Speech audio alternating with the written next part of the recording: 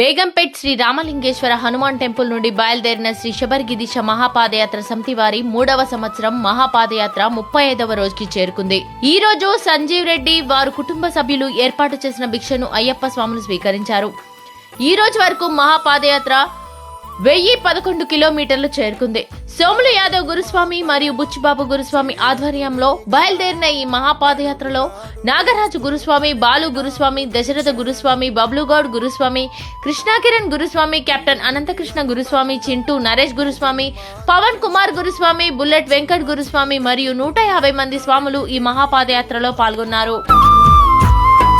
కలలు గన్న తీరము చేరాలయ్యా, కనులార స్వామి నిన్ను చూడాలయ్యా. కలలు గన్న తీరము చేరాలయ్యా, కనులార స్వామి నిన్ను చూడాలయ్యా. మా శ్రీ శబరిగిరీశ మహాపాదయాత్ర